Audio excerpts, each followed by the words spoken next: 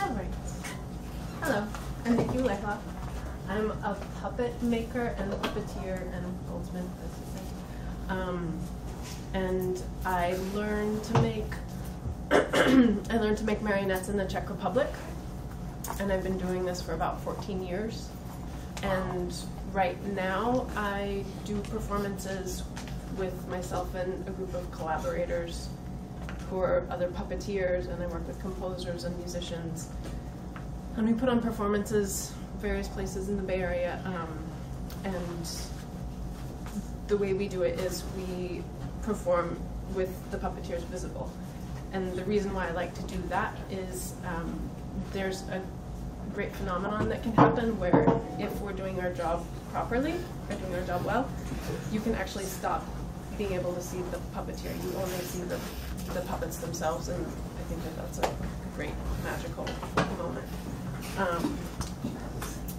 I will be talking about marionettes, and first I'd like to address some of the cliches of puppets, such as their lack of freedom, like a puppet government, or the puppet needing to cut its strings to become free.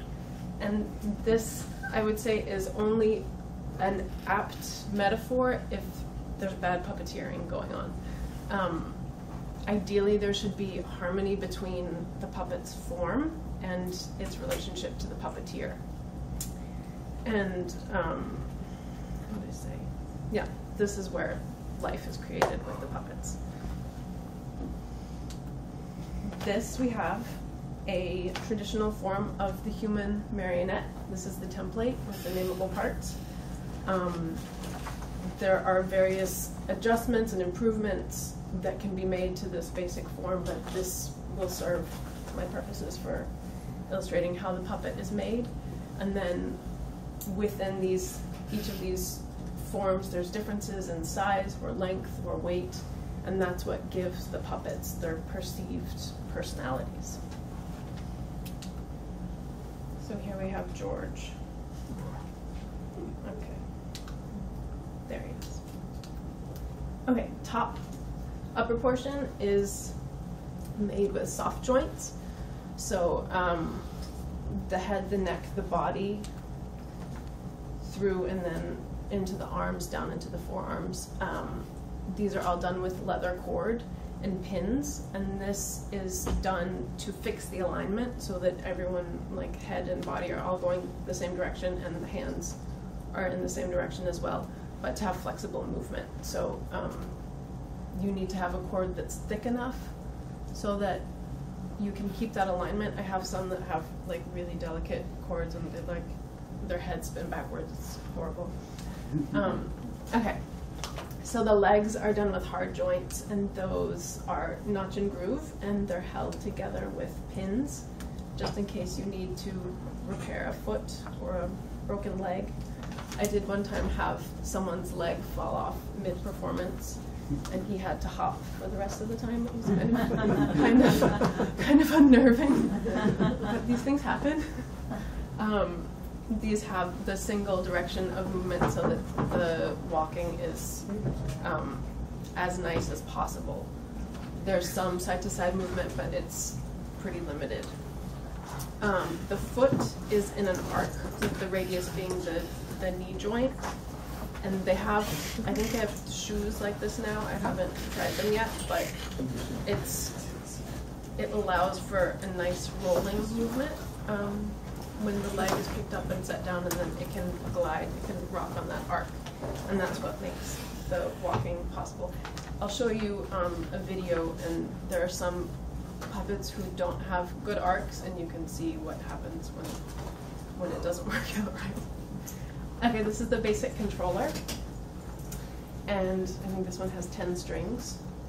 The head strings are the strings that get strung up first. It's where the majority of the weight is held, one on either side of the head. The back of the head string stabilizes the head so that it doesn't wobble. It wobbles a little bit, but it stabilizes it a huge amount. And then you can do knotting, you can do various emotions with this string. The shoulders are in the back, and those stabilize the body when walking. And those also, you'll see the same guy who has problems with the arc in his foot, he also has a problem with his shoulders. And I'll point that out to you later. But yeah, the shoulders take some of the weight off of the head so that the head is actually a little bit in front of the body.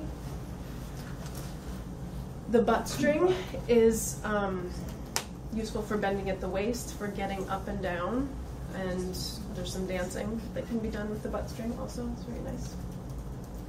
The legs are on this toggle, and the toggle is basically held in between the, or it rests on the thumb and the first finger, and it's a rocking motion back and forth while moving the puppet through space.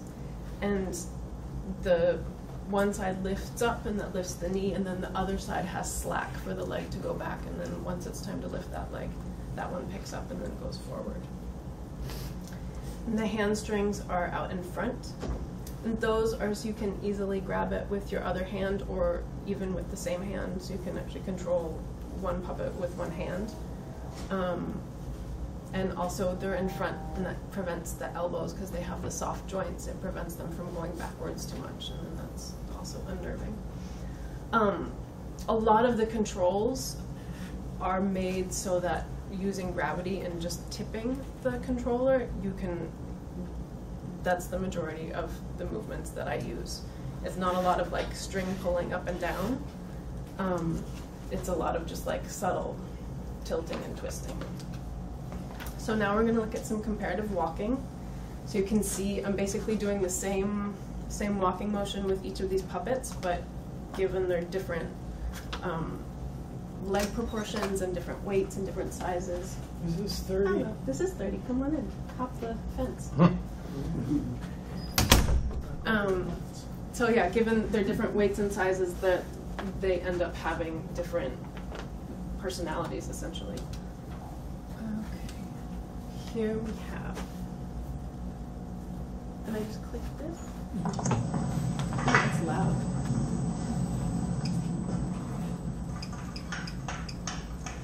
This is God. God has good proportions, nice jaunty walker. He's a good one. Just press this button. Press this button. This is the devil. He has the same body as God, but because his head is so much bigger, he has a lot more body movement back and forth.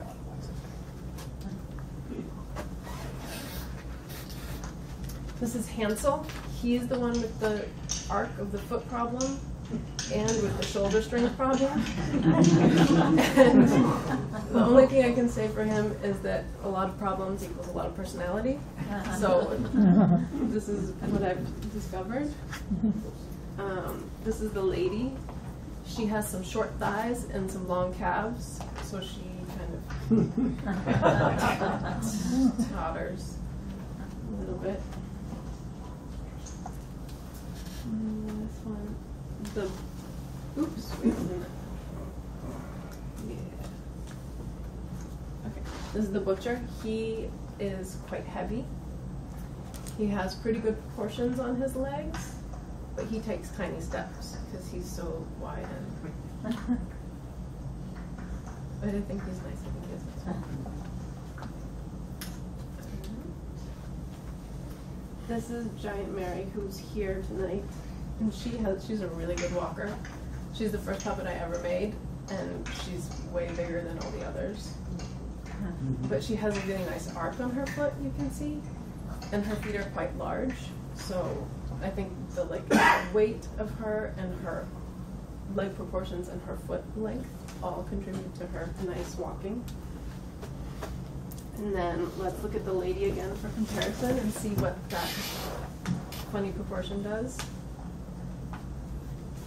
Where is she? She always looks kind of drunk.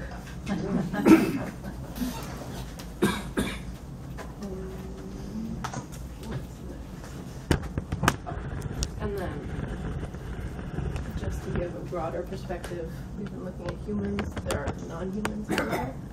So this is a totally other set of construction.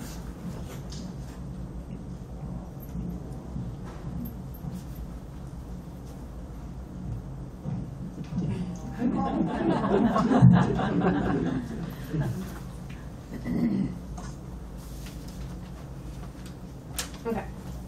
so this is the second part of the equation. So that first walking section looked at the different forms that the puppets can take and how the same basic component parts produce different movement. The second part of it is the relationship to the puppeteer. And the most basic element of what I do in a puppeteering is holding the puppet in my hand. There's a change that happens, totally transforms the puppet from when they're hanging here to once it's picked up.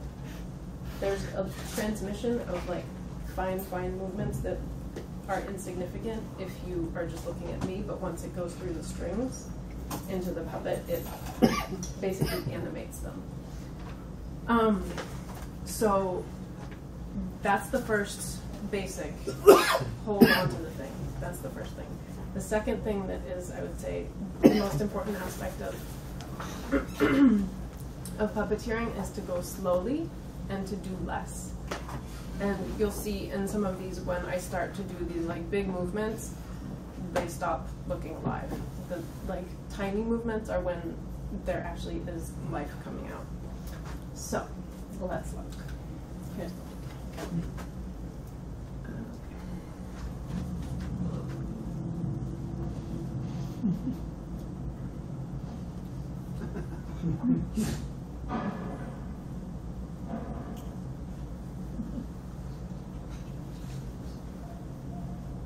So all of this is done basically with like very little movement of my own hand. It's just like tiny twisting, tiny string pulling.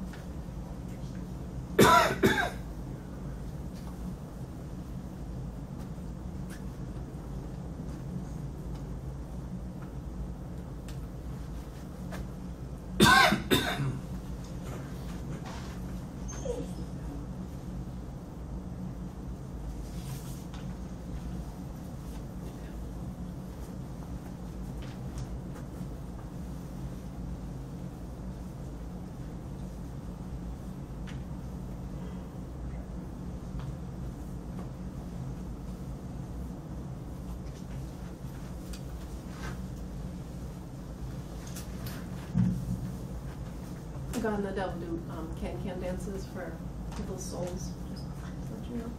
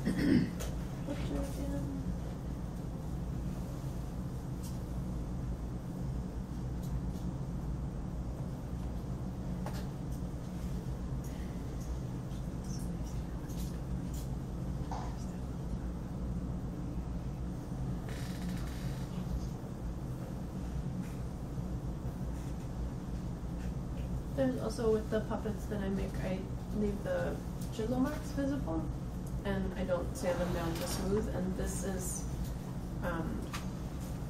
it's an aspect where as the lighting changes, as they like change their angle and the light hits them differently, their expressions change, which is kind of nice. I like that. And it's a lot less work.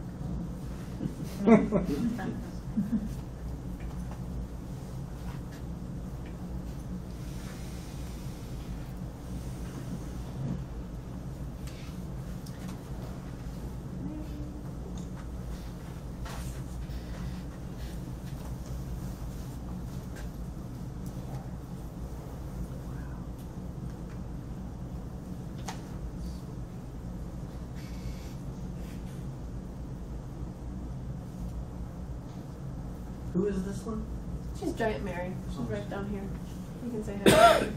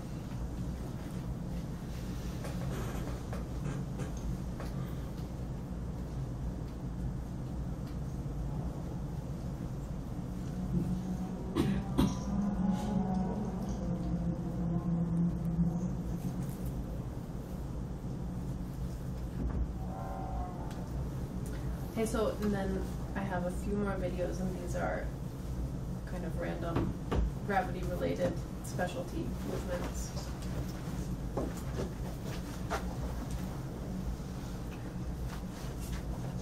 Which I enjoy.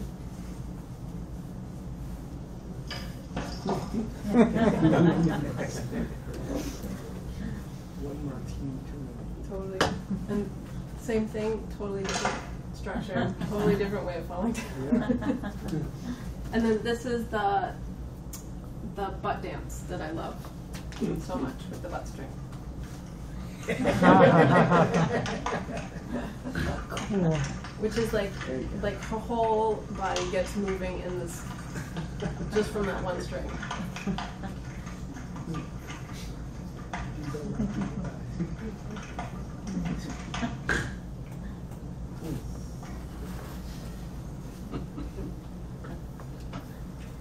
And then this is the last video I'm going to show you, and it's a marionette that I made that was like 8 inches tall, and it's pretty amazing to see.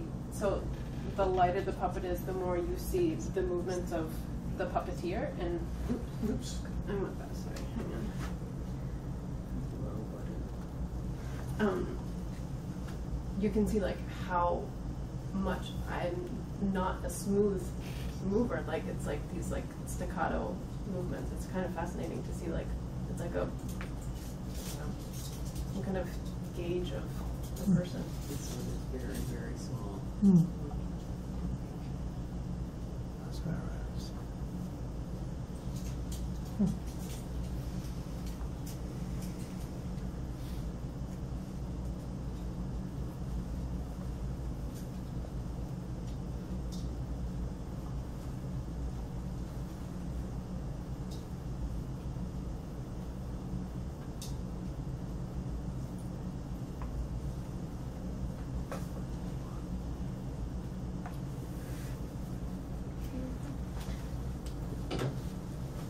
And that's all.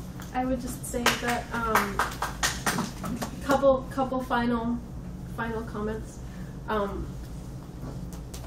My personal belief is that the puppet is the one who dictates the movement of the puppeteer. The puppeteer's job is to discover what the puppet's strengths and weaknesses are, and to act accordingly. And each puppet is an individual, and it could be partly that I make not regulated puppets and I just make kind of shoddy puppets, but I think that it goes on to create personalities in them, which are it's my job to find out what their personalities are. So that's what I would say.